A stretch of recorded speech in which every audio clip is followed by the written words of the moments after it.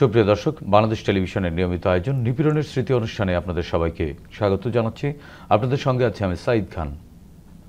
মোহাম্মদ দবিরউদ্দিন খান তুষার ছাত্রদলের রাজনীতিতে জড়িয়েছিলেন কিশোর বয়স থেকে। তারপর ভর্তি হন সরকারি তিতুমির কলেজে। ছিলেন কেন্দ্রীয় কমিটির সহসাধারণ সম্পাদক। দীর্ঘ রাজনৈতিক ক্যারিয়ারে অসংখ্যবার নিপীড়নের মুখে পড়েছেন তিনি। সর্বশেষ জুলাই আন্দোলনের সময় ৮ দিন গুম ছিলেন তিনি। অনুষ্ঠানে আমাদের আজকের অতিথি নির্যাতিত ছাত্রনেতা দবিরউদ্দিন তুষার। তার মুখেই শুনব নিপীড়ন নির্যাতনের দিনগুলোর স্মৃতি। তুষার, আপনাকে স্বাগত জানাচ্ছি। ধন্যবাদ। দর্শক, এছাড়াও অনুষ্ঠানে উপস্থিত রয়েছেন ছাত্রদল কেন্দ্রীয় সংসদের যুগ্ম সাধারণ সম্পাদক আব্দুর রহিম রনি। হাসিনার নির্মম নিপীড়ন যার জীবনকে করে দিয়েছে তছনছ। বাবার মৃত্যুর পরও তার একটুখানি ছুটি মেলেনি ফ্যাসিবাদের কারাগার থেকে। ২৪-এর সম্মুখ সারির এই বীর যোদ্ধার চোখের আলো এখনো নিভু নিভু। পুলিশের নির্মমতার বুলেট বিদ্ধ এই চোখে এখন রাজ্যের ক্লান্তি, হতাশা। আব্দুর রহিম রনিকে আমরা পেয়েছি অনুষ্ঠানে অতিথি হিসেবে। তার মুখ থেকেও শুনতে চাইব নিপীড়নের সেই সব দিনগুলোর স্মৃতি। আব্দুর রহিম রনি, আপনাকেও স্বাগত জানাচ্ছি আমাদের আজকের আয়োজনে। ধন্যবাদ। দর্শক, দুজন অতিথির মুখ থেকে নিপীড়নের আলোচনায় যাবার আগে তাদের উপর নির্মিত দুটি ছোট্ট প্রতিবেদন দেখে নেব।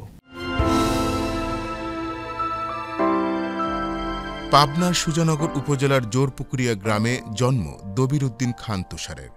বাবা ইমান আলী খান ছিলেন দুলাই ইউনিয়ন বিএনপির ১ নম্বর সহসভাপতি। দুলাই উচ্চ বিদ্যালয় থেকে ১৯৯৫ সালে এসএসসি পাশ করে তুষার ভর্তি হন রাজধানী সরকারি তিতুমির কলেজে। সেখান থেকে এইচএসসি পাশের পর আইন বিভাগে ভর্তি হন রাজধানীর অতীশ দীপঙ্কর বিজ্ঞান ও প্রযুক্তি বিশ্ববিদ্যালয়ে। তিতুমির কলেজে পড়া অবস্থায় ছাত্রদলের রাজনীতিতে জড়িয়ে পড়েন তুষার। সেই থেকে সাংগঠনিক দায়িত্ব পালন শুরু তার। সর্বশেষ ২০১৪ থেকে ২০১৯ সাল পর্যন্ত কেন্দ্রীয় ছাত্রদলের সহ সাধারণ সম্পাদকের দায়িত্ব পালন করেন তিনি। দীর্ঘ এই রাজনৈতিক জীবনে বহু হামলা মামলার শিকার হয়েছেন দবিরউদ্দিন খান তুষার। সর্বশেষ ২৪-এর হাসিনা বিরোধী আন্দোলন চলাকালে তাকে রাজপথ থেকে তুলে নিয়ে যায় হাসিনার পুলিশ। এরপর ৮ দিন গুম ছিলেন তিনি। এই সময়ে তার উপর নির্মম নিপীড়ন চালানো হয়।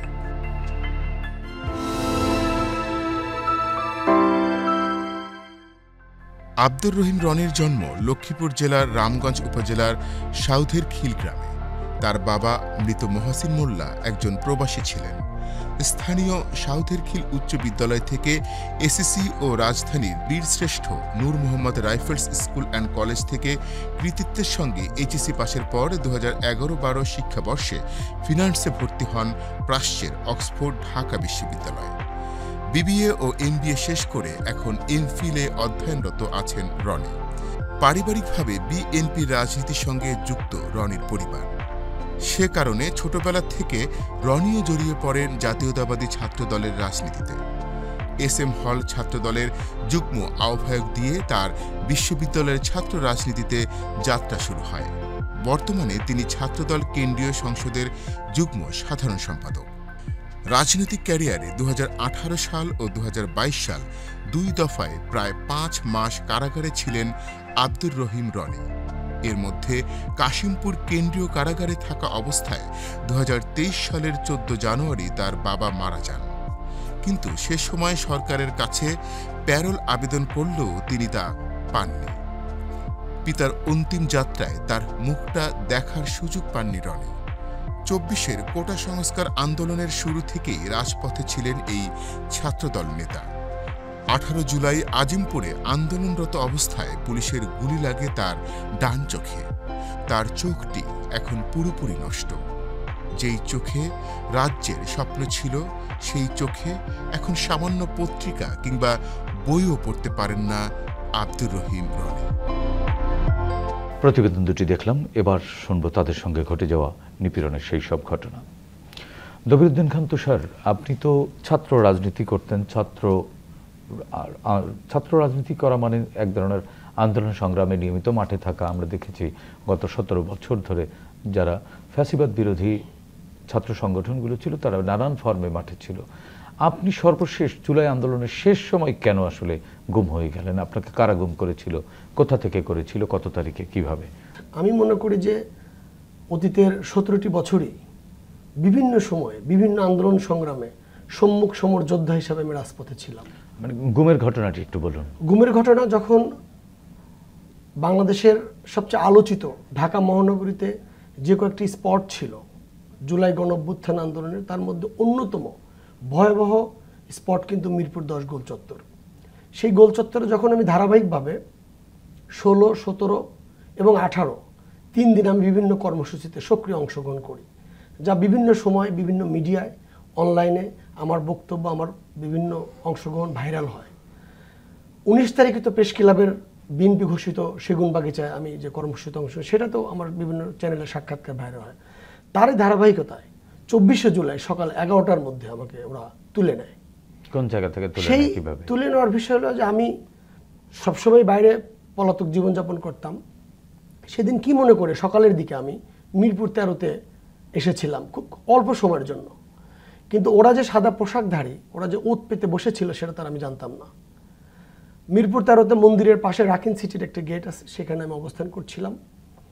তাৎক্ষণিক তারা কিছু বুঝে ওঠার আগেই 4 থেকে 5 জন সাদা পোশাকধারী লোক আমাকে এসে জাপটে ধরলো এবং আমার বেল ধরলো, ধরে বললো যে আমরা প্রশাসনের লোক, কোনো কথা বলা যাবে না, কোনো চিৎকার করা যাবে না। আমার কোনো কথা বলা বা কোনো দিকে কোনো রকম কোনো সুযোগ না দিয়েই তারা টেনে হিস্টে নেওয়া শুরু করলেন। একটি পর্যায়ে তারা আমাকে একটি গাড়ির মধ্যে ধাক্কা দিয়ে তুলে দিলেন, ফোন দুটো তাৎক্ষণিক নিয়ে নিলেন। গাড়ির মধ্যে নেওয়ার পরই তারা আমাকে গামছা দিয়ে চোখ দুটো বেঁধে দিলেন এবং পিছনে আমার হাত করা। আসলে গাড়িতে বসার মাঝে দুই পাশে 2 জন বসলো, পিছনে 2 জন, সামনে একজন ওদের সম্ভবত বড় অফিসার। কিছুক্ষণের মধ্যেই তারা কিল ঘুষি চর থাপ্পড় শুরু করলেন। আমি তখন অনুনয় করে বললাম যে আমি দীর্ঘদিন ছাত্র দলের কমিটিতে থেকেছি, ছাত্র রাজনীতি করেছি, আমি তো কোনো চোর ডাকাত বাটপার বা কোনো অভিযোগ আমি আপনাদের সাথে অ্যারেস্ট হইনি, বিধায় আমাকে অন্তত কথা বলার সুযোগ দিন এবং হাত খাওয়াটা সামনে দিন। এটা বলার পরে যে অকথ্য ভাষা এবং নির্মম আচরণ শুরু করলেন, আমার কাছে তখন মনে হয়েছিল যে পিছন থেকে একজন যখন ঘাড়ের পর একটা লাথি মারলেন, আমি অনেকটা উল্টায় পড়ার মতো অবস্থা। একজন সামনে থেকে মারছে, কেউ পিছন থেকে মারছে। একটা ফুটবলকে যেমন মানুষ যে কোনোভাবেই তারা লাথি দেয়, এরকম একটা প্রেক্ষাপট তারা গাড়ির মধ্যে শুরু করলেন। গাড়ি যাচ্ছে, বিভিন্ন দিকে মুভমেন্ট করছে, ঘন্টার পর ঘন্টা। কিছুক্ষণের মধ্যে ওরা একটা কালো জম টুপি আমাকে পরিয়ে দিলেন। তখন আমার দেখার কোনো সুযোগ ছিল না। প্রায় 2-3 ঘন্টা তারা বিভিন্ন জায়গায় ঘুরছে। ঘোরার পরে আমাকে সন্ধ্যার দিকে বা রাত্রে আমাকে 2 জন 2 পাশে হাত ধরে আমাকে বলছে যে এই বামে যা, কেউ বলে ডাইনে যা। এভাবে আমাকে বিভিন্ন জায়গায় বাঁকে উপরে উঠে সিঁড়ি পাতল এভাবে নিয়ে আমাকে নিয়ে গেলেন। তবে আমি অনুমান করতে পারলাম যে একটা বদ্ধ ঘরে আমাকে ওরা লাথি দিয়ে ফেলে দিলেন। আর কোনো সারা শব্দ নেই। কিছুক্ষণ পরে ওরা বাইরে চলে গেলেন, 2-3 জন পরে আবার আসলেন। চোখ বাঁধা অবস্থা সব সময় মানে চোখ বাঁধা এবং হাতে পেছনে হ্যান্ডকাপ, পেছনে হ্যান্ডকাপ করা, গামছা দিয়ে চোখ বাঁধা এবং কালো জম টুপি পরানো। তারা যেভাবে নির্মম নির্যাতন চালালেন এবং আমাকে কয়েকটি প্রশ্ন করলেন, সেই প্রশ্নের উত্তর যখন আমি দিতে চাই বা তাদের মনোপুত হচ্ছে না, তখন তারা দুপাশ থেকে আমি মনে করি একটা রড, লম্বা রড দিয়ে তারা এলোপাথারি মার শুরু করলেন। আমি ক্ষণে ক্ষণেই আমার অনেক সময় রড দিয়ে মারলে তো আসলে কিছুই করার নাই, থাকে না, মানে ভেঙে চুরমার হয়ে যাওয়ার কথা। এবং সেক্ষেত্রে আমার চুরমার বলতে কি, আমি আমার বাম পাকে আমি 6 আগস্ট মুক্তির পরেও 1.5 মাস আমাকে ট্রিটমেন্ট নিতে হয়েছে। এবং আমার বাম হাতের যে ছবিগুলো মিডিয়াতে এসেছে পরক্ষণে, এটা যদি আপনাকে আমি এখন দেখাতে পারতাম সেই তখনকার ছবি, তাহলে বুঝতেন যে রড দিয়ে পিটানোর পরিস্থিতি কোন পর্যায়ে গিয়েছিল। এবং আমাকে যখন তারা প্রশ্ন করে, বারবারই প্রশ্ন করে যে মিরপুর 10-এ তোর নেতৃত্বেই মিরপুর 10-এর পুলিশ বক্সে তুই আগুন দিয়েছিস, তোর কর্মীরাই পুলিশ বক্স পুড়িয়েছে, পুলিশকে হত্যা করেছে। আর একজন বলে যে উত্তরাতে যে পুলিশ মার্ডার হয়েছে, যে পুলিশটাকে ঝুলিয়ে রাখা হয়েছে, ছাত্ররা ঝুলিয়ে রেখেছিল, সেই পুলিশ হত্যার সাথে তুই জড়িত। আবার একজন বলে মেট্রো রেলে তুই আগুন দিয়েছিস, আমাদের কাছে প্রমাণ আছে। এইভাবে প্রশ্নের পর প্রশ্ন তারা। আমি যখন অনেক সময় সেন্সলেস হয়ে যাই, কিছুক্ষণ পরে যখন আবার চিৎকার করে উঠি, জোরে কান্না করা যাবে না, এইভাবে আমাকে চলে 2 দিন পর্যন্ত একটানা নির্যাতন। এর মধ্যে কি খাবার দাবার দেয়নি? 2 দিনে আমার তারা শুধু একটি পানির বোতল দিয়েছিল এবং একটি চিকন লম্বা পাউরুটি দিয়েছিল, হাত খুলে দিয়েছিল এবং হাত কন্টিনিউ বাঁধা ছিল। তাহলে মানে পেছনে হাত করা, তাহলে খাবেন কি করে? মাঝে মাঝে সামনে হাত করা দিত। 2 দিন তো অনেক দীর্ঘ সময়। যখন আমি পাউরুটি আর পানি দিল তখন 10 মিনিট বলে যে ওর জন্য 10 মিনিট হাত খুলে দিতে হবে। একেবারে আমার মনে হয় যে 10 মিনিটই আমার হাতটা খুলে দিয়েছিল। এটা হলো ভয়ঙ্কর 2 দিনের স্মৃতি, এবং এটা আমি মনে করি যে ওটা একটা অবশ্যই আয়নাঘর, কারণ কোনো দরজা নাই, কোনো জানালা নাই, যেটা আমরা অনুভব করতে পারলাম। 2 দিন পরে 25শে জুলাই সন্ধ্যার পরে কাউন্টার টেরিজম আমাকে অন্য টিমের কাছে হস্তান্তর করলো। সেইটা কাউন্টার টেরিজমে ছিলাম আমি 6 দিন। এভাবে 8 দিন আমাকে যখন গুম করে রাখা হলো, এর মধ্যে অনেক কিছু ঘটে গেছে। এর মাঝে আমি পরবর্তীতে শুনেছি আমাদের বিএনপি সংগ্রামী মহাসচিব আমার সন্ধান চেয়ে বিবৃতি দিয়েছে। আমি শুনেছি দেশনায়ক তারেক রহমান আমার খোঁজ খবর নিয়েছে। প্রথম আলো সহ বিভিন্ন পত্রিকা আমার ছবি ছাপা হয়েছে যে আমি গুম হয়েছি। না, এরপরে নির্যাতনগুলো, এই 2 দিন পরের নির্যাতন কি? 2 দিন পরে নির্যাতন, আরো 2 দিন পর্যন্ত নির্যাতন, তখনও চোখ সব মিলে 4 দিন। তখনও চোখ বাঁধা? জি, চোখ না। তখন আমাকে যখন কাউন্টার টেরিজম হস্তান্তর করে তখন তারা একটি ছোট্ট ঘরের মধ্যে আমাকে রেখে দেয়। সেই রুমে আরো বিভিন্নভাবে 2-4 জনকে আমি দেখতে পাই, মানে একই রুমে। এবং তারা আবার ওই কিছুক্ষণ পর, আধা ঘন্টা 1 ঘন্টা পর পর আবার হাত করা পরিয়ে, জমটুপি পরে আবার তখন তারা আবার 2তলায় 3তলায় তাদের যে রুম সেখানে নিয়ে যেত। এইভাবে পরের 2 দিন টর্চার করেছে। এরপরে 4 দিন পরে আর টর্চার তারা করেনি। আস্তে আস্তে আমি যখন একেবারেই অচল, আমাকে ধরে ধরে যখন তার উপরে নিয়ে যেত, 2 জন মিলে আমাকে ধরে নিয়ে পড়ে যেত। একটা পর্যায়ে যখন তারা দেখলো যে আর কোনো কিছুই করার নেই, তখন তারা আমাকে 8 দিন পরে তারা আমাকে কোর্টে উপস্থাপন করলো। 2 আগস্ট 2024? জি, 2024 2 আগস্ট আমাকে কোর্টে উপস্থাপন করে। এবং সেদিন এত কিছুর পরেও, বিচারক দেখার পরেও যে আমাকে মানে 2 জন মিলে ধরে আমাকে কোর্টে নিল, আমাকে ধরে নিচে নামাচ্ছে, আমি অনেকটা পঙ্গুর মতো, তারপরেও তারা আমাকে 4 দিন রিমান্ডে দিল। এই 1 তারিখে? জি, 1 তারিখে। আচ্ছা।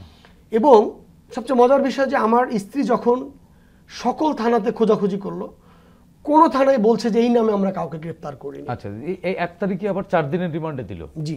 তো 1 তারিখের রিমান্ডে দেওয়ার পর আবার কি কাউন্টার টেরোরিজম নিয়ে? জি, আবার কাউন্টার টেরোরিজম। তখন তো আমি কন্টিনিউ কাউন্টার টেরোরিজমের মধ্যেই ছিলাম। এরপরে আপনাকে এরপরে যখন 5 তারিখ আমার রিমান্ড শেষের ডেট, ওই দিন কি তারা আমার আবার কোর্টে তুলবে। কিন্তু ভোরবেলায় দেশের যে উত্তাল পরিস্থিতি, তারা আমাকে খুব মানে ব্যাপক প্রোটোকলে, অনেক পাহারায়, ভোর রাত্রে তারা আমাকে কোর্টগার্ডে নিয়ে গেলেন। তখন তো দেশের উত্তাল পরিস্থিতি, এবং কোনোভাবেই তারা আর আমাকে জেলখানায় নিতে পারছিল না। লাখ লাখ মানুষ রাস্তায়, বিভিন্ন জায়গায় প্রতিবন্ধকতা, সারাদিন আমাকে কোর্টগার্ডে থাকতে হয়। 5 তারিখ? জি। যখন একটা পর্যায়ে হাসিনার পতন ঘটলো, তখন তো কোর্টেও নাই ওরা কেউ। তখন সকল পুলিশকে দেখলাম মুহূর্তের ভিতরে তারা সিভিল ড্রেস, তাদের কাছে কোনো পুলিশের পোশাক আমি কাউকে পরতে দেখিনি। সিভিল ড্রেসে তারা আমার কাছে আসলো, এবং একজন মহিলা পুলিশ বলল যে আপনাকে আমরা আর মানে কেরানীগঞ্জে নিতে পারবো না, বাইরের পরিবেশ খুবই খারাপ, ভয়াবহ, আমাদের নিরাপত্তাহীনতা আমরাই ভুগছি, আপনি এখানে আপনাকে থাকতে হবে। আরো বিচ্ছিন্নভাবে 2-1 জনকে সেখানে আমি দেখলাম। সারা রাত থেকে মাঝরাতে কিভাবে যেন তারা ওই ইয়ের সাথে কথা বললো, বিচারকের সাথে ফোনে বা বিভিন্ন কারণে তারা আমাকে রাত্রে, গভীর রাত্রে আমাকে তারা ওখান থেকে ছাড়পত্র দিল। 5 তারিখ গভীর রাত্রে, অর্থাৎ 6 তারিখ আমি সকালবেলা আমি মুক্তি পাই। মানে এই সিএমএম কোর্টের গারদ? জি, গারদ থেকে মুক্তি পাই। আমাকে আসলে মানে কারাগারে যেতে হয়নি। আচ্ছা, লবিরুদ্দিন তুষার, আপনার কাছ থেকে আবারও শুনবো। আব্দুর রহিম রনি, কোন জায়গা থেকে শুরু করবেন? 18ই জুলাই সকালবেলা আমাদের প্রোগ্রাম ছিল, বাংলাদেশ জাতীয়তাবাদী ছাত্রদল কেন্দ্রীয় সংসদের প্রোগ্রাম আমরা করি। মালিবাগ ফ্লাইওভার এর নিচে আমরা বিক্ষোভ মিছিল করি, এবং 144 দ্বারা ভঙ্গ করে প্রোগ্রাম শেষ করে সকাল 10টায় আমি আমার বাসায় চলে যাই। তো বাসায় যখন, আমার বাসা আজিমপুর মোড়ে যাওয়ার পরে দেখি ওইখানে বিকারুন্নেসা নুন স্কুল, আজিমপুর গার্লস কলেজ, আমাদের উদয়ন স্কুল, ইডেন মহিলা কলেজ, অসংখ্য শিক্ষার্থী, নারী শিক্ষার্থী, আমাদের ছোট ভাইয়েরা সবাই এখানে জড়ো হয়ে বিক্ষোভ মিছিল করতেছে। আরেক পাশে ছাত্রলীগ, যুবলীগ, আওয়ামী লীগ তারা বিভিন্ন ধরনের লাঠি সোটা নিয়ে, এবং প্রশাসনের পুলিশ বাহিনী সহ তারা দাঁড়িয়ে আছে। তারা তাদের সাথে মাঝে মাঝে সফটলি ডিল করে, মাঝে মাঝে একটু হার্ডলি ডিল করে। তো আমার কাছে মনে হলো আমি আমার ছোট ভাইদের সাথে থাকি, ছোট বোনদের সাথে থাকি, এবং শুধু আমি না, আমার সাথে আমার আরও কেন্দ্রীয় সংসদের আরও 2-1 জন ছিল। তো আমরা ওইখানে আমাদের এই যে আন্দোলনকারী যে বোনেরা আছে, ভাইরা আছে, তাদেরকে বিভিন্ন ধরনের লজিস্টিক সাপোর্ট, যেটা একটু ঠান্ডা পানি দেওয়া, প্রচণ্ড গরম ঠিক না, মানে যেহেতু টিয়ার সেল বারবার টিয়ার সেল মারতেছে, ওই জায়গায় যাতে পেস্ট দিলে মুখ একটু কম জ্বলে, সাথে একটু লাইটারের ব্যবস্থা করা, পানির ব্যবস্থা করা, আমরা এগুলো করে যাচ্ছি এবং ওদেরকে সাথে নিয়ে দুপুর নাগাদ আমরা ওইখানে ধাওয়া দিয়ে ওইখানে যে লোকাল যে কাউন্সিলর না ঠিক, মেবি আওয়ামী লীগের সাধারণ সম্পাদক, ওনার অফিসটা আমরা একদম দখল করে ফেলি, আজিমপুর কবরস্থানের ঠিক অপোজিটেই। এবং আজিমপুর মোড় থেকে ওইদিকে কবরস্থান পর্যন্ত, এইদিকে নীলক্ষেত পর্যন্ত টোটালি ছাত্র জনতার দখলে চলে আসে। বিকেলের পরে হুট করেই আওয়ামী লীগ, ছাত্রলীগ, যুবলীগ কিন্তু পালাই গেছে, ওরা আর নাই। হুট করেই পুলিশ বাহিনী 2 দিক থেকে, একটা হলো ইরাকি মাঠ দিয়ে, আরেকবার হলো আজিমপুর মোড় দিয়ে আমাদের উপর টিয়ার গ্যাস, তারপর রাবার বুলেট, সাউন্ড গ্রেনেড, এগুলো মারতে থাকে। এবং আমরা যারা আন্দোলনকারী আমরা ছিলাম, এবং আমরা চেষ্টা করি যে ছোটো ভাই, ওরা তো আসলে ছোটো মানুষ, ওরা অনেক কিছু ডিল করতে জানে না, তো আমরা স্বাভাবিকভাবে ওইখানে লাইটিং করে, তারপরে বিভিন্ন গ্রুপ ভাগ করে দিয়ে, যাতে পুলিশ একদিক দিয়ে আসলে আমরা আরেক দিক দিয়ে চলে যেতে পারি। যাই হোক, এর এক পর্যায়ে সন্ধ্যার ঠিক আগে হুট করেই যেহেতু আমরা একদম সামনে ছিলাম, পুলিশের যে রাবার বুলেট, ওই বুলেট এসে আমার চোখে লাগে, ডান চোখের একদম কর্নিয়া এসে লাগে। সাথে সাথে স্বাভাবিকভাবে আমরা দীর্ঘদিন আন্দোলন সংগ্রাম করি, এরকম রাবার বুলেট আমার শরীরে অনেক লাগছে। আমি খুব সিরিয়াস না হয়ে রাস্তার পাশে বসে যাই, এবং আমার আরেক বন্ধু, আমাদের কেন্দ্রীয় সংসদেরই যুগ্ম সম্পাদক মামুনকে বলি, মামুন আমার চোখে গুলি লাগছে। তো হাত দিয়ে দেখি একটু ব্লাড বাইর হয়েছে, এটা আমি একটু ব্লাড বাইর হলো চোখে, হালকা একটু, বেশি না, চোখের ঠিক কর্নিয়া থাকে। তখন আমি জানি না, আমাকে একটু পিছন দিকে ওই সময় আরেকটা অভূতপূর্ব ঘটনা ঘটে। আমি যেহেতু দীর্ঘদিন সেই হল থেকে যখন ছাত্রলীগ আমাকে বের করে দেয়, আমরা আজিমপুরেই থাকি, তো আজিমপুরের রাস্তার 2 পাশে যে বাসাবাড়ি, ওই বাসাবাড়ি থেকে আমাদের মায়েরা, বোনেরা উপর থেকে পানি, বিভিন্ন মুড়ি, চানাচুর, এই জিনিসগুলো ফেলতে থাকে নিচের দিকে। তো একজন আন্টি, বা আমি আসলে খেয়াল করি নাই, উনি পানি আগায় নিয়ে আসছে, চোখে একটু পানি দেন। তো পানি দেওয়ার পর আমি চোখ মিলি, এই ডান চোখে আর কিছুই দেখি না। সাথে সাথে আমি আমাদের যে ড্যাবের যারা ডাক্তার আছে, বিশেষ করে আমাদের ড্যাবের তো এখন তো বিলুপ্ত কমিটি, আমাদের ডক্টর আমান ভাই, ওনাকে ফোন দেই যে ভাই এই অবস্থা, ভাই আমাকে প্রথমেই বলে তুমি ঢাকা মেডিকেলে যাও। কিন্তু এরকম পরিস্থিতি, ঢাকা মেডিকেলে যাওয়ার মতো পরিস্থিতি ছিল না। আমি লালবাগে ওইখানে ইবনে সিনা যে হসপিটাল, ওই হসপিটালে যাই। ওই হসপিটালে যাওয়ার পর ওনারা বলতেছে আপনার তো চোখের যে প্রবলেম, এটা এখানে হবে না, আপনি হয় ঢাকা মেডিকেলে যান, না হলে চক্ষু বিজ্ঞান ইনস্টিটিউটে যাই। এখন ওই দিন সন্ধ্যার পরে এত ভয়াবহ পরিস্থিতি যে আমরা যে নীলক্ষেত বা সায়েন্স ল্যাব হয়ে আপনার চক্ষু বিজ্ঞান ইনস্টিটিউটে যাব, ওই সুযোগটাও নাই। সো আমরা একটা অটো রিক্সা ভাড়া করে 3 জন বেড়িবাঁধ হয়ে একদম মোহাম্মদপুর যাওয়ার পরে ওইখানেও সেম রাত 9টা বাজে, আমার প্রায় 3 থেকে 3.5 ঘন্টা লাগে। মোহাম্মদপুর আমি ঠিক এক্স্যাক্টলি বাংলাদেশ আই হসপিটালের পিছন দিকটা দিয়া, ওইখানে অনেক আন্দোলনকারী, আমাদের বিশ্ববিদ্যালয়ের ছাত্র দলের নেতা, মহানগর ছাত্র, অনেকের সাথেই দেখা হয়, আমাকে হেল্প করে আগায় নিয়ে যাওয়ার জন্য বাংলাদেশ আই হসপিটালে আসি। আই হসপিটালে আসার পর ওইখানে হসপিটালটা আসলে মেবি ওনারা যেটা বললো দুপুরের পর থেকেই বন্ধ, আমাদের ওইখানে কোনো ট্রিটমেন্ট নেওয়ার ব্যবস্থা হয় নাই। তার পরবর্তীতে অপোজিটে ইবনে সিনা যে হসপিটাল, ওই হসপিটালের ইমার্জেন্সিতে যাই, এবং ডাক্তাররা প্রথম দিকে গেট খুলতে রাজি হয় নাই। পরবর্তীতে অনেক রিকোয়েস্ট করার পরে ওইখানে কিছু আমাদের লোকাল যারা ছাত্রনেতা ছিল, ওনারাও রিকোয়েস্ট করে যে আমি ইমার্জেন্সি ট্রিটমেন্ট নিই, এবং ওইখানে আমার আপাতত ব্যথা যাতে কমে কিছু ড্রপ দেয়। ওনারা ড্রপ দিয়ে বলে আপনারা চক্ষু বিজ্ঞান ইনস্টিটিউটে নিয়ে যান। এখন ওইখান থেকে আবার যে চক্ষু বিজ্ঞান ইনস্টিটিউটে যাব, ওই পরিস্থিতিটা আরও কঠিন। তো একটা অ্যাম্বুলেন্সে করে প্রায় অনেক বেশি দামে, এই অ্যাম্বুলেন্সের যারা বিজনেস করে, যে ওনারা বলে ঠিক আছে আমরা নিয়ে যাব, কিন্তু আমাদেরকে ভাড়া দিতে, আমরা রাজি হই সাথে সাথে, যেহেতু চোখের বিষয়।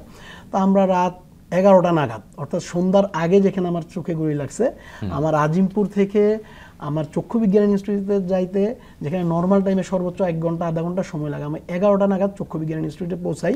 এবং ওইখানে পৌঁছানোর পরে আমাদের ধারণাই ছিল না এত মানুষ। তখন ওইখানে চক্ষু বিজ্ঞান ইনস্টিটিউটের যে ডাক্তার কর্মরত ছিল, ওই ডাক্তার আমার দেখার পরে বলে আপনি কি করেন?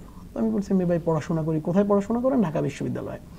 পরে বললো আন্দোলনে কেন গেলেন? এই কোশ্চেন করার পর আমার আসলে মনে একটু, আমি তো ভাবতেছি হয়তো সাময়িকভাবে আমি দেখতেছি না, একটু পরে হয়তো দেখবো বা 2 দিন পরে দেখবো। যখন এই কোশ্চেন আমারে করে কেন গেলেন, পরে বলছি ভাই আন্দোলন করতেছি, এখানে কোটা সংস্কারের একটা বিষয় আছে, সাথে সাথে যেভাবে নির্বিচারে শেখ হাসিনার সরকার বা পুলিশ যেভাবে নির্বিচারে ছাত্রছাত্রীদের হত্যা করছে তার প্রতিবাদে আমরা আন্দোলনে গেছি। তখন বলে এখন যে আপনার এই যে চোখে যে আপনি আর দেখবেন না বা দেখার চান্স 50-50, এখন আপনার চোখের কি হবে বলেন, আপনি পড়াশোনা মাত্র শেষ করছেন, আপনার এই চোখের কি হবে। সাথে সাথে আমি একটু আবেগতাড়িত হই স্বাভাবিকভাবেই। তখন আসলে নিজেকে বোঝানো খুব কঠিন যে আসলে আমার চোখে আমি দেখতে পারবো না। সাথে সাথে একটু আবেগতাড়িত হয়ে আমি বাইর হয়ে আসি। ওইখানে আমার সাথে যারা ছিল আরও 2 জন, ওরা আমাকে সান্ত্বনা দেয়।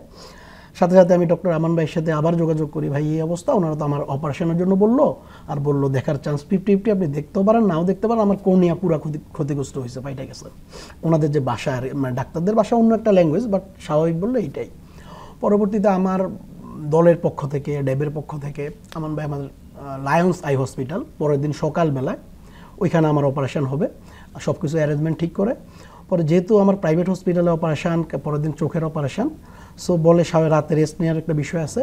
তো আমি আর আজিমপুর না এসে আমি চিন্তা করি আমি মিরপুর 10 নম্বর আমার খালার বাসা, আমি ওইখানে যাব। ওই প্রিপারেশন নিয়ে আমার একটা বড় ভাই আসে, উনিও সেন্ট্রালের আমাদের যুগ্ম সম্পাদক দিদার ভাই আমার এই খবর শুনতে পেয়ে রাতে চলে আসে, 1টা বাজে তখন রাত। তো আমি হুন্ডাই করে মিরপুর 10-এর উদ্দেশ্যে রওনা দিই। তখনও 10-এ ওই দিনই মেট্রো রেলে যে আগুনের যে ঘটনাটা ঘটে, তো আমরা আসলে আর বুঝতে পারি নাই। হুন্ডা স্বাভাবিকভাবে ভাই আমাকে আমার খালার বাসায় নামাই দিবে, পরে চলে আসবে। কিন্তু রাত 1-1:30, 2টার দিকেও যে ওইখানে আমরা বেসিক্যালি ঘটনাটা করছে মিরপুর 10-এর সিগন্যালের ঠিক একটু আগে ফলের যে পট্টি ছিল, তো আমরা যাচ্ছিলাম, লাইট সব অফ। হুট করেই মানে এই মেট্রো রেলের নিচ থেকে অন্ধকার যে পাশটা, এই পাশটা থেকে 2 পাশ থেকে প্রায় 40-50 জন, একটা মানে আমরা সিনেমায় যে স্টাইলে দেখি, আসলে এটা যদি সরাসরি কেউ ফেস না করে তাহলে এটা আমার পক্ষে বলে বোঝানো অসম্ভব। রাত 1:30 আমার এখানে ব্যান্ডেজ চোখে, হুট করেই একদম 20 হাতের মতো ওরা 40-50 জন হাতে রামদা, হকি স্টিক এই টাইপের দাঁড়াইছে। দাঁড়ানোর সাথে সাথে আমার যে ভাই হুন্ডার দাঁড় করাইছে, দাঁড় করানোর পরে বলতেছে ভাই আমার পিছনে রোগী, উনি বলতেছে ওদেরকে, পরে বলতেছে যে রুগী হোক যাই হোক সমস্যা নাই, রুগী হলে ছেড়ে দিব, কিন্তু আপনাদের ফোনটা চেক করবো। যখন বলছে, আমরা যেহেতু সারাদিন আন্দোলন করছি, আমাদের ফেসবুকে লগ ইন করা আছে, সাথে সাথে আমার ফোনটা আমি দিয়া বাইরে জাস্ট কানে বলি যে ভাই মাইরা ফেলবো আমাদের, ঠিক এই ওয়ার্ডটা আমার আজীবন মনে থাকবে, যতদিন আল্লাহ পাক আমাকে বাঁচিয়ে রাখছে। আমি ওনার কানে জাস্ট বললাম যে ভাই আমাদের মাইরা ফেলবো, আর কেউ নাই, 2 পাশে ওরা আর কেউ নাই। আমাদের হুন্ডাটা ভালো ছিল, ভাইয়ের যে হুন্ডাটা, যদি নর্মাল কোনো হুন্ডাই তো চালাই যেতে পারতো না, ভাই ও সাহস করে আমার ফোনটা কিন্তু ওর হাতে, মানে হুন্ডার বলতেছে টান দিল, টান দেওয়ার সাথে স্বাভাবিকভাবে প্রথমে তো আর স্পিড উঠে না, তো টান দেওয়ার সাথে ওই আশেপাশে যে যারা ছিল ওরা বলতেছে ভাই হাইসে এরকম যে আপনি যাইতে পারবেন না, কারণ পুরো পথটাই ওদের 2 পাশে ওদের লোক দিয়ে ভর্তি। আমরা আরেকটু সামনে খেয়াল, আমি তো একটু দেখতে সময় আমার ডান চোখে ব্যান্ডেজ, তো ওরা হাইসা প্রথমে না ধইরা ওরা বলছে পরের ওরা তো আমাদের আটকাই ফেলবে, উনিও একদম হুন্ডা টানের সাথে মিরপুর ওই জায়গা থেকে 5 হাত পর থেকে আমাদের 2 পাশ থেকেই হুন্ডার হেডলাইট, আমাদের ঘাড়, যেহেতু 2 জনের হুন্ডা চলছে, মানে আমি কি বললাম অনেক 2 পাশ থেকে মারতেছে, মানে আমরা এই পরিস্থিতিটা আসলে বলে বোঝানো অসম্ভব। আমি জাস্ট একটা ওয়ার্ডই আমার মনে আছে, আমি বাইরে কানে বললাম যে ভাই আমাদের মাইরা ফেলবো, টান দিছে, 2 পাশ থেকে মারতেছে।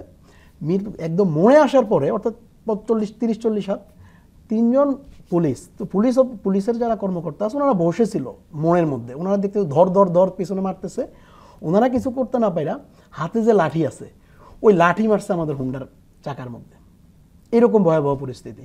পরে যাই হোক আমরা একদম মিরপুর 14 নাম্বার ওইখানে 10-এ না থাইমা একদম 14 চাকার ভিতরে লাঠিটা না, ভাগ্যবশত আমরা ওইখান থেকে বেঁচে যাই। এবং আমি আমার ওই ভাই, আমরা আসলে আমাদের জীবনের দ্বিতীয় অধ্যায় বলি আমরা এটাকে। এরপর থেকে পরে ওই মিরপুর 14 নম্বর যাই, ওইখানে গিয়ে আবাসিক এলাকায় ঢুকে পড়ি। ওইখান থেকে আমার কাজিনকে ফোন দিই, উনি এসে, আমি যেহেতু চিনি ওই প্রাইভেট কার নিয়ে এসে পরে আমাকে বাসায় নিয়ে যায়। তারপরের দিন সকালবেলা অপারেশন হয়। অপারেশনের পরে আমার সেন্ট্রাল ছাত্রদলের প্রেসিডেন্ট সেক্রেটারি আমাকে ফোন দেয়, ফোন দিয়ে বলে যে তোমার কিন্তু অ্যারেস্ট হওয়া যাবে না, তুমি যদি অ্যারেস্ট হও, কারণ পুলিশ এই আন্দোলনটাকে দমন করার জন্য বারবারই এটাকে বিএনপি, ছাত্রদল, যুবদল এই আন্দোলন হিসেবে, তখন যেহেতু আন্দোলনের স্বার্থে, আন্দোলনের সফলতার স্বার্থে উনি বলে যে তোমার কিন্তু অ্যারেস্ট হওয়া যাবে না, তুমি অ্যারেস্ট হলেই, কারণ যেহেতু অলরেডি চক্ষু বিজ্ঞান ইনস্টিটিউটে আমার নাম রেজিস্টার করা, যদিও আমি ওপেন অপারেশন করি নাই, লায়ন্স আইতে অপারেশন করে আসছি, পরে আমি নিজেকে একদম ফোন টোন বাদ দিয়ে আমি আমার সেফ জায়গায় চলে যাই। জি, ধন্যবাদ রনি। আমরা একটু দবিরুদ্দিন তুষারের কাছ থেকে আবারও শুনে আসি রোমহর্ষক কাহিনী। তুষার, যেদিন রাতে আপনাকে কোর্টের গারদে রাখা হলো, ওখান থেকে বের হলেন মধ্যরাতে 5 তারিখ, 6 তারিখ হয়ে গেল ভোরবেলা, তো রাতের ঢাকা কেমন দেখলেন? আপনি কোনো বাধার মুখে পড়েছিলেন কিনা? আপনাকে লক আপ খুলে দিয়েছিল কে? পুলিশ ছিল না, ওখানকার স্টাফ ছিল, ওখানে আছে, তারা খুলে তারা দিল, কি আমি ভিতর দিন না, ওই রাত্রেই সব ফর্মালিটিস আমার সিগনেচার নিয়ে নিয়েছিল। মানে আপনার মানে জামিন হয়ে গেছে? সকল ফর্মালিটিস রাত্রেই তারা আমাকে কাগজে সই স্বাক্ষর সব নিয়ে যে আপনার জামিন দেওয়া হয়েছে। তারা কিভাবে যেন ম্যাজিস্ট্রেটের সাথে কিভাবে যোগাযোগ করলো, কথোপকথন করলো, ফোনে ফোনে এটাকে তারা কনফার্ম করলো, এটা নিয়ে কোনো বিষয় না। বিষয় একটা বিষয় আমি আপনাকে বলতে চাই যে আমাকে ধরার প্রথম 2 দিন তাদের একটাই ডায়লগ ছিল যে তোকে তো 2 দিন পরে মেরে ফেলো, তোদের খাবার দিয়ে লাভ কি। এবং প্রত্যেকটা মুহূর্তে যখন আমাকে তারা এই কথাগুলো বলতো আমার কানে, আমি তো সবসময় আমার জম টুপি পরানো থাকতো, তারা আমার সামনে বলতো, আবার পিটাতো যে তোকে 2 দিন পরে আমরা ফেলে দেব। এবং যখন তদন্তের স্বার্থে 8 দিনে কয়েকবার তারা কিন্তু আমাকে বিভিন্ন জায়গায় রাত্রেবেলা কিছু উদ্ধারের আশা। আপনি দবিরুদ্দিন তুষার, আপনি যে এই যে নির্যাতন নিপীড়িত হলেন, আপনি কি 5 তারিখের পরে যখন 6 তারিখে বের হলেন, এরপরে কি আপনি মামলা করেছেন? না, আমি মামলা করিনি। কেন করেননি? এই বিষয়টা নিয়ে আমি আসলে তখন পর্যন্ত ভেবেছিলাম যে আমাদের দলীয়ভাবে, আমার যেহেতু জাতীয়তাবাদী দলের রাজনীতির সাথে দীর্ঘদিন জড়িত, আমাদের শীর্ষ নেতৃবৃন্দ তাদের সাথে পরামর্শ করি আমি আসলে মামলার বিষয়টা আমলে নেব, তাই মামলাটা আসলে করা হয়নি। কিন্তু এটি তো মামলা করা উচিত। অবশ্যই মামলা করা উচিত আমি মনে করি। তবে একটা কথা মাথায় রাখবেন, আপনি মামলার কথা বলছেন যে মাত্র 2 কোটি টাকার একটা মিথ্যা অজুহাত মামলা দিয়ে কিন্তু 75 বছর বয়সী বাংলাদেশের ইতিহাসে সবচেয়ে জনপ্রিয় নেত্রী, সাবেক 3বারের প্রধানমন্ত্রী দেশনেত্রী বেগম খালেদা জিয়া কিন্তু তারা বছর পর বছর কিন্তু জেলে রেখেছিল এই ফ্যাসিস্ট আওয়ামী সরকার। অথচ দেখেন যে এনআরবি ব্যাংকের যে সেই চেয়ারম্যান পিকে হালদার 3,500 কোটি টাকা লুটিয়ে নিয়ে চলে গেল শেখ হাসিনার ঘনিষ্ঠজন, তার কিন্তু কোনো বিচার কিন্তু এখন তো পরিবর্তিত বাংলাদেশে তো আমরা ন্যায় বিচার প্রত্যাশা করতেই পারি। আপনি কেন মামলা করলেন? এখন আমি মনে করি যে এখনো মামলা করার সময় আছে, অবশ্যই আমি মামলা করব। মানে আপনি সব গোছাচ্ছেন? জি, আমি সকল ডকুমেন্টস ইনশাআল্লাহ আমার কাছে আছে, বিভিন্ন পত্রিকার কাটিং, বিভিন্ন টিভিতে আমার সাক্ষাৎকার গিয়েছে, তৎকালীন সময়ের যে ভিডিও ফুটেজ সবই আছে। অবশ্যই মামলা করার আমি ইনশাআল্লাহ প্রস্তুতি নেব। আব্দুর রহিম রনি, এই ঘটনা আপনি তো ওই রাতে তো মরে যেতে পারতেন, আপনি কি আইনের আশ্রয় নিতে পেরেছিলেন? পরে আইনের আশ্রয় নিতে পারি নাই, আজও নিই নাই। তবে আমার যে ভাইয়ের সাথে যেটা বললাম যে বিভিন্ন বিষয়গুলো নিয়ে আসলে মামলার আসলে প্রিপারেশন আছে, একদম আমাদের কাছে সব কিছুই আছে, কিন্তু বর্তমান পরিস্থিতিতে এখন আমরা মামলা করি নাই, কিন্তু তাই বলে আমরা করবো না ব্যাপারটা কিন্তু এমন না। আপনি কি চোখে এখনো দেখেন? আমার চোখে, ডান চোখে মহান আল্লাহর অশেষ কৃপায় আসলে মানে যাদের চোখে গুলি লাগছে, আমার কাছে মনে হয় সবচাইতে কম ক্ষতিগ্রস্ত আমি, সৌভাগ্যবান আমি। শুধু আমার চোখে এখন একটাই সমস্যা আছে, আমি বইয়ের যে লেখাগুলো অর্থাৎ পত্রিকার যে ছোট ছোট ফন্টের যে লেখাগুলো ওগুলো আমি পড়তে পারি না, আর হালকা একটু আমার আছে, এই ঘোলা আছে, এর বাইরে আমি মোটামুটি আমার আলহামদুলিল্লাহ ভালো আছে। তাও আমার এখনো ড্রপ চলে, আমার ডক্টরের আন্ডারে আমি এখনো আমার একটা ড্রপ ইউজ করতে হয় কন্টিনিউয়াসলি, এবং আমি যেহেতু চোখের গ্লাসটা এখনো নিই নাই, কারণ আমার যেহেতু আন্ডার ট্রিটমেন্ট এখনো, এবং দেশের বাইরে যাওয়ারও আমার একটা পরিকল্পনা আছে, যেহেতু এটা আমাদের দেশের ডাক্তারদের ভাষায় এটা হলো পার্মানেন্ট ড্যামেজ, এটা আসলে ভালো হওয়ার সম্ভাবনা খুবই কম, তারপরে হয়তো আমি চেষ্টা করব।